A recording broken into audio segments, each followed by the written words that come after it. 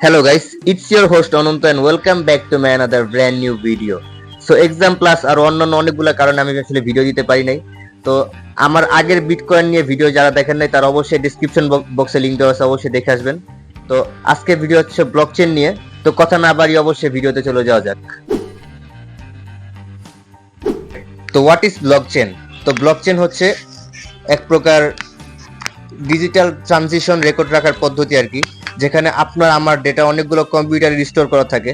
আর একবার যদি সেই ডাটা একবার কোনো কম্পিউটার বা যেখানে হোক ইনপুট হয়, সেটা আর চেঞ্জ করা যায় না। আর ডাটাগুলো একটা সিরিয়ালে কানেক্টেড থাকে আর কি। এক্সাম্পল, মনে করেন আপনি আর আপনার একটা বন্ধু দুজনই একটা নোটবুকে লেখেন, যেটাই লেখেন একটা নোটবুকে লেখেন। সো ওই নোটবুকটা রুল হচ্ছে যে আপনি একবার যেটা লিখে ফেলছেন সেটা আপনি আর মুছে ফেলতে পারবেন না বা ছিঁড়ে ফেলতে পারবেন না, কিছু করতে পারবেন না। তো ব্লকচেনের জিনিসটা প্রায় সেম, বাট এখানে নোটবুকটা হচ্ছে একটা কম্পিউটার বা অনেকগুলো কম্পিউটার, যেটাই বলি।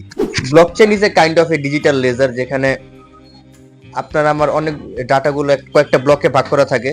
তো ওই ব্লকগুলো একটা চেইনের মতো কানেক্টেড থাকে আর কি।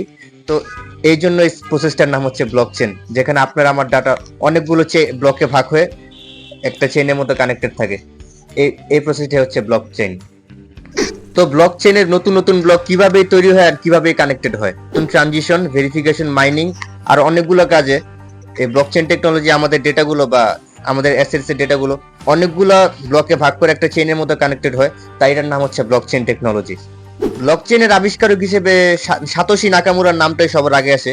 যখন উনি 2009 সালে বিটকয়েন মাইনিং করছিলেন, তখন তিনি এই বিটকয়েনের যেই টেকনোলজি ইউজ করছিলেন, ওটাই আসলে আজকের ব্লকচেন টেকনোলজি আর কি। তো ওনার সেই ধারণা থেকে আজকে আমাদের ব্লকচেন টেকনোলজি। ব্লকচেন টেকনোলজি কোনো একজন ব্যক্তি বা কোনো প্রতিষ্ঠান বা কোনো, বিশেষ করে কোনো সরকারের আন্ডারে থাকে না।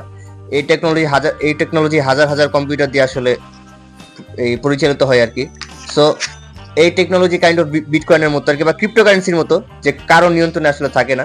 বাট যেহেতু এই প্রসেসটা কারো নিয়ন্ত্রণে থাকে না, সো এটা অনেক সেফ, অনেক স্বচ্ছ। সো এই জন্য ব্লকচেন টেকনোলজি দিন দিন জনপ্রিয় হচ্ছে। বাট ব্লকচেন টেকনোলজি কিন্তু এখনো তার বাচ্চাকালে আছে বলতে, কারণ ব্লকচেন টেকনোলজি সামনে আরো অনেক ডেভেলপ করবে। So in future blockchain technology কেমন হবে সেটা অবশ্যই আপনারা কমেন্টে জানাবেন। আর বাংলাদেশে ব্লকচেন টেকনোলজি কিভাবে ইউজ হবে সেটা কমেন্টে জানাবেন। আর যদি আপনাদের এই ভিডিও ভালো লেগে থাকে অবশ্যই একটা লাইক করবেন, কমেন্ট করবেন সামনে কি নিয়ে ভিডিও চান, আর অবশ্যই সাবস্ক্রাইব করবেন। Till the next upload, bye bye.